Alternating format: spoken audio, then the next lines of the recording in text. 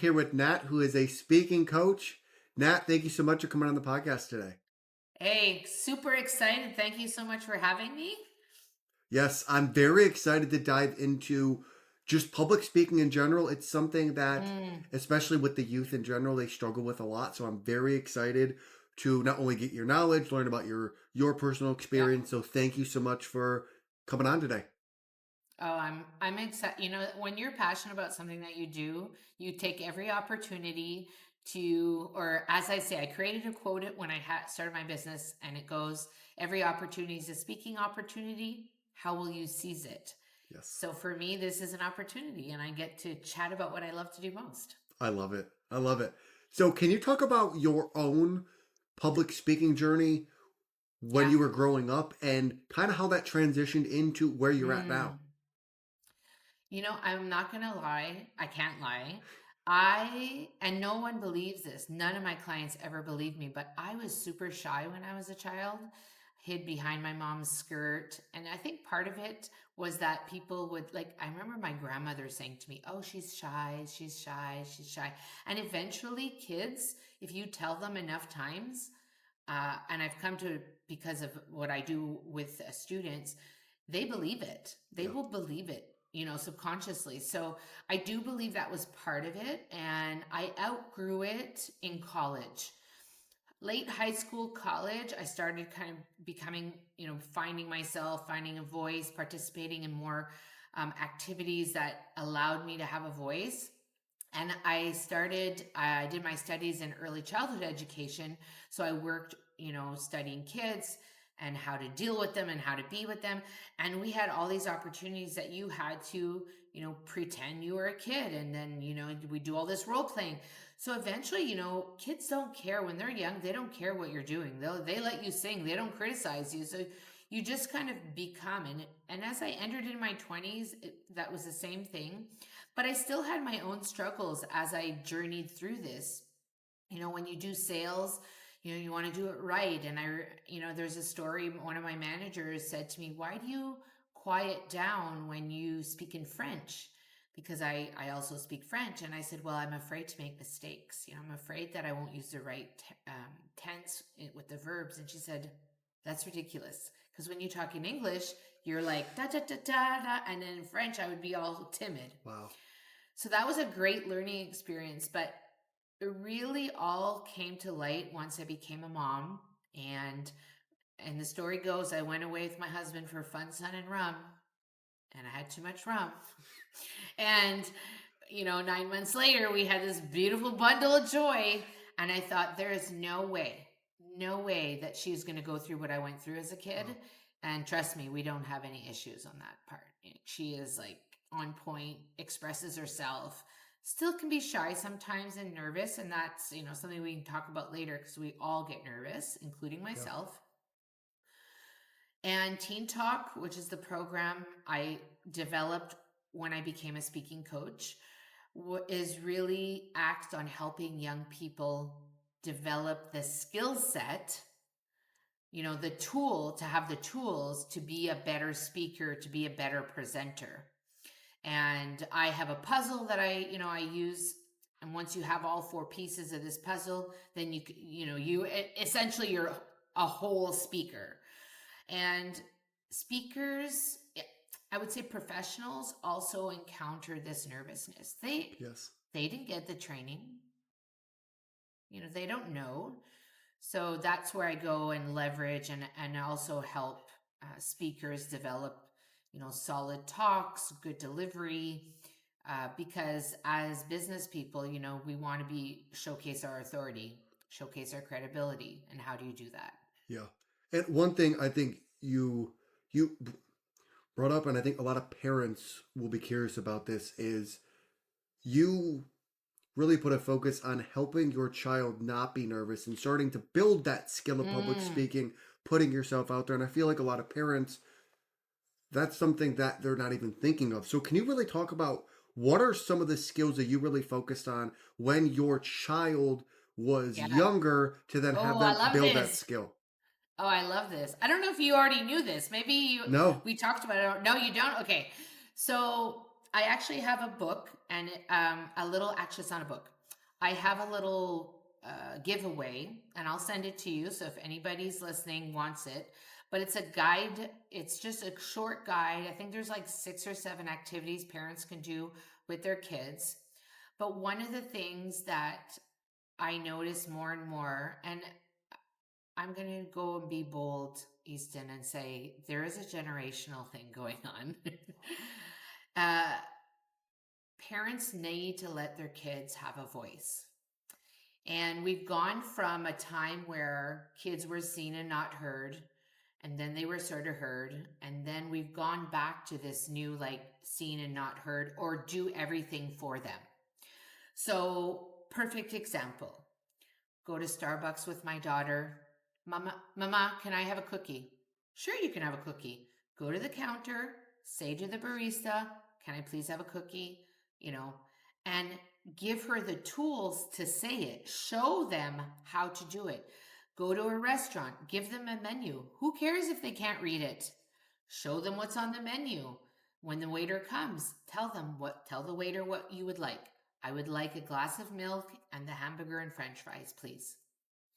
It is such a basic skill, but what it does, it gives them building blocks to feel more confident to go out into this big bad world that we have, and it's not that bad all the time, but feel good about having to ask for help or having to give direction. Going to a store and asking somebody for help, I'm at an age now, I don't want to look through the aisles. I just want to know where to go and get the thing.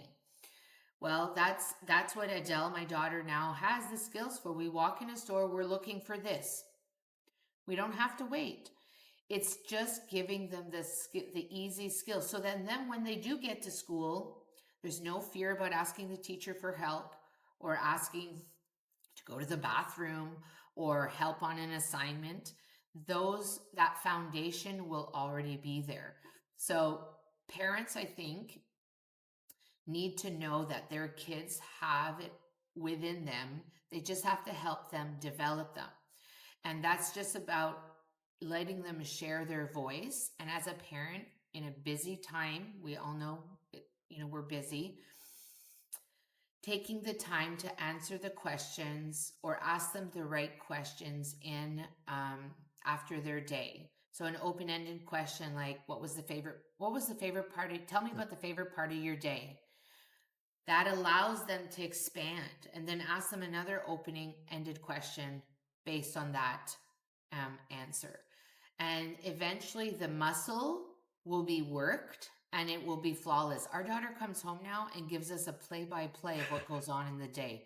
Sometimes it's too much, but I appreciate what she's doing. Yeah. No, that's incredible. And the fact that you foster that relationship, and I feel like that not only helps her build her speaking skills, because obviously the more she speaks, the more that skill builds, but she's building a Yeah. relationship skill of like, hey, I'm talking to my parents, I'm talking about what I'm doing. So I think it's a very good thing to do as a parent, because not only do you build the skill for your child, but you get to learn more about your kid, learn more about their day. 100%. They feel more connected to you. And Yeah. one of the things that you mentioned earlier, and then now with your own daughter, is being able to get over that feeling of fear or that feeling of Mm, nervousness. I personally struggled with a lisp and a stutter, so I feel like I had a little bit of skill issues and fear issues.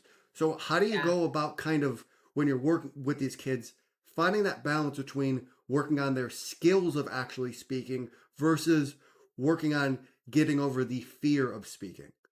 hmm Well, some of the fear stems from just the unknown, and that applies to any novelty, Yeah. right? So if they're not great speakers, you know, they're already down at the bottom. So they sort of are in tandem, right? If they have the skills, they're going to feel better about speaking. Will they still be nervous? Yes, they will still be nervous. And what I say to that is that nervousness is very normal. Everybody gets it.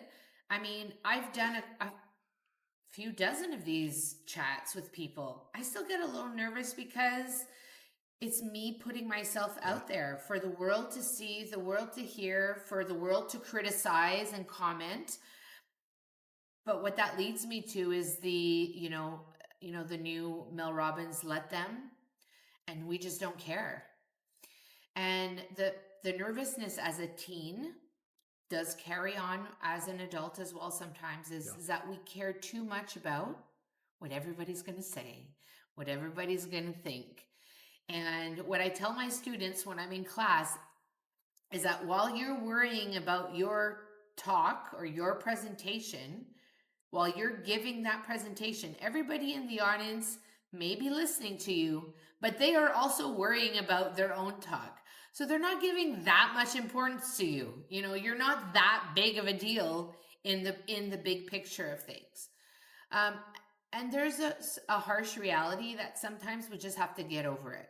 Yeah. And you have to step over it and say, and this is where the mindset and the shifting has to happen is, you have to get your ego, squash your ego a little bit and just say, dude, I call her something, I don't really have a name for her right now. But, I tell her, okay, I'm done.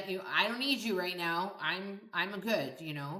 So letting students know that they got this. And there's a lot of, like, I do a lot of the coaching, the individual coaching I do with students. It's a lot of positive reinforcement. It's a lot of reminding them that they got this, that it is good, that they're here for the help, they're doing all the right things. Can it get easier? Absolutely. But it takes time and it takes a lot of practice. And I feel like focusing, or the focus of not wanting to be judged, I feel like is almost, in society nowadays, it's a given. It's like kids grow up, they're afraid of being judged, and it kind of is like accepted. Do you think there is a future where the youth will not have this fear of being judged and being able to cultivate a space where that is Mm, not a thing happening? that's a really good question. And I'm not sure that the perfect answer will happen today with everything that kids have access to now, all of the social media, all of the information that they have. This is stuff I did not have when I was a student, and I still felt judged and nervous and anxious. So, it's probably heightened now because now there's so much comparison that goes on. And I asked a question this week in an activity I did with my students. I said, does social media influence who you are as a person? And many of them agreed that Yeah. it does. So it's snapping perspective.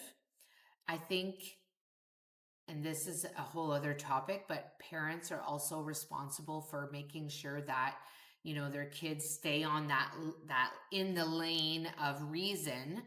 uh, and the judgment, it is what it is. People will judge all the time. You as a person have to decide what you're going to take and what you're going to leave. Ultimately, that's what happens. Judgment, I don't think, will ever go away. It's human nature. It's you and your integrity and knowing that the person that you're watching is doing their best. As a speaking coach, obviously I judge all the time, but there's a way to share that judgment in a way that the person will feel good and can move forward in what they're sharing in a way that just that it feels good. It doesn't have to feel yucky. Yeah. And how important do you think breathing is when it comes to public speaking? It's so important. Obviously we're sitting down right now, and most of the time people who speak and are nervous, they're speaking from up here, and you can't see my other hand, but my hand's on my belly now. So all breathing should happen from the diaphragm. And it's a very subtle thing that you have to practice when you're speaking, because when we're nervous, we often speak very quickly. So pausing allows you to breathe. Yes. It also takes away all the filler words that you're going to use because you're nervous. So I'm doing it now. Yes. Allowing yourself time to breathe think about what you're going to say next, allow the audience to digest what you're saying. This is all part of the fluidity of giving a great presentation or having a really impactful talk. And how do you think someone gets comfortable pausing? Because that's something that I work on personally now. And even being conscious, it's still Yeah. something that's difficult to turn into a habit. So, how do you think someone goes about starting that process of actually pausing, even just in a day to day conversation? Yeah. I use the word intention in my practice a lot with with clients, with students and workshops. You have to intentionally pause. You have to intentionally say in your head, okay, I'm going to stop now. I want the people to think about what I just said. And it looks a little uncomfortable in the beginning Yes. because you're doing it. And eventually, once you've mastered it, it's just part of what you do. And as you move forward, like with your podcasts, with conversations you have with other business owners, you'll notice, the better you get at it, the more that you notice other people are not doing it. And that's not a judgment, it's an awareness piece. It's just making yourself aware of what you need to keep doing. And that's probably one of the biggest pieces of the puzzle that I share with clients right away is stop, breathe, pause. You have to incorporate that into your presentation. I believe presentations are what we do every day, all day, every day, answering questions, giving a mini presentation, to a team or to your class, asking a question to a teacher, getting a response. These are all presentations. We just don't call them that. But if you want them to be impactful and powerful, you have to be intentional with what you're sharing and how you're sharing it. I love that. And I think being intentional is so important because, as you probably see, especially with the teens, that we get into robot mode or autopilot mode when we're like, we just kind of go throughout our day, we do the same things, and we're not really breaking the monotonous daily habits that we fall into. And I definitely think being intentional when it comes to things like pausing or things of that nature is super, super important. Um, Especially building that skill early on. And then it Yeah. just builds confidence because you're like, it doesn't matter, like you said, if I'm presenting in front of a class or I'm at a job interview. I feel like when you learn those skills, you then learn to trust yourself, and then that's really, I think, when the nerves really start to fall off. Yeah, absolutely. As you practice it, and when I write out a presentation with a client, I actually put the word pause in, like intentionally Yeah, throughout the text, so that when they're reviewing it, they know when they have to stop. Same goes with gestures, same goes with vocal variety. You need to add those things into your content. When you get really good, you can do it naturally. Your voice will change, your body, your gestures will match with what you're doing. So it's always about being intentional. absolutely. And now I want to dive into the personal side of Nat. You Oh mentioned wow. earlier, you mentioned earlier that you were a very shy kid. Yeah. How did you go about detaching from those feelings as you then went into college and like into your early teens? Like, Yeah. what was it about being like, hey, Nat, we are not our feelings, we are not our thoughts, and we can then Mm. continue to live the life we want, even while feeling those things. Well, and I can't remember what the expression is exactly, but it's like doing it even though you're scared. You know, doing what is the expression? Doing it even if you have the fear, right?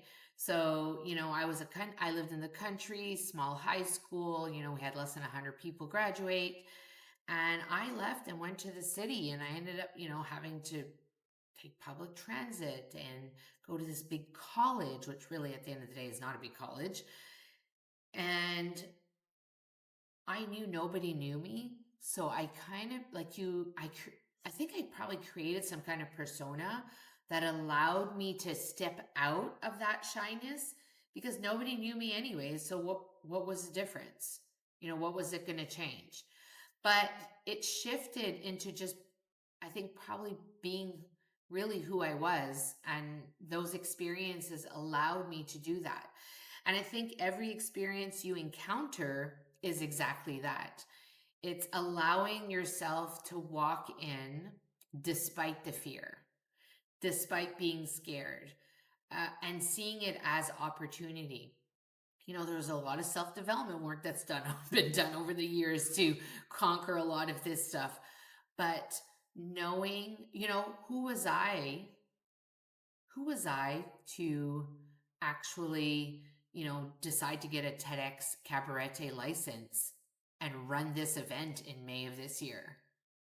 I I'm really nobody, but man, created huge impact. Scared the crap out of me. Had no idea what was going to happen. But it was a great event. Like it was, and we're in the middle of producing 2026 right now. So doing it despite being scared is probably and I know people are going to listen to this and go, yeah, right. But imagine the power you can have or feel when you get to share the idea that is most important to you. One of the biggest questions I ask any client is if you had the chance to share any message with the world right now, what would that message be? Pretty loaded question, but pretty powerful if you can stand in front of a group of people. Now, it might have to do with your business, it might have to do with something personal, a passion project, but having the ability to stand and share your ideas with clarity is pretty cool. Yeah, and I even think adults nowadays, everyone is very nervous to share what they actually want. If that's a life they want to live, if that's a dream they have, if that's something that they want to accomplish. I think a lot of people, even the youth and the adults, are very very nervous to definitely do that. And you also mentioned that you are doing stuff with TEDx talks. Mm-hmm. You are bringing in people to not only obviously you're going to be speaking, but there's going to be other people speaking. They're sharing, like you mentioned, their voice. Oh, I'm not a speaker. Okay, well I'm you're not just even speaking. You I'm just the lead organizer. perfect. I'm gonna take it back. I am not just. I am the lead organizer. Yes. So, part of what I do too is like that. The power of words is so important. And I had a client use the word just the other day, and I said, no, no, we are not doing the just. We are not just Yeah. anything. You know, in this case, we are the people. So I am the lead organizer for TEDx Cabarete, and I also lead TED Ed, which is the education uh, branch of TED Talks. So it's a program that I do with students here on the north coast of the Dominican Republic, and students share their voice, share their ideas. I've done two cohorts already, so now we're preparing for our third cohort right now, and that will also they will be featured in February with during the TEDx event, TEDx Cabarete event. I love it. And looking back at Shy Nat when you were younger, to Yeah, then now organizing and giving people their own space to speak and their own space yeah. to tell their voice. How does that make you feel? It's such a long time ago. I don't want to give my age away, but my heart, she's young. Um, if I had to go back and talk to her, I would definitely want her to know that she didn't have to be shy, that she doesn't have to be shy, that she has a lot of important things to say. Um, I think that at the time, we don't have as much, I didn't have as much information available to me.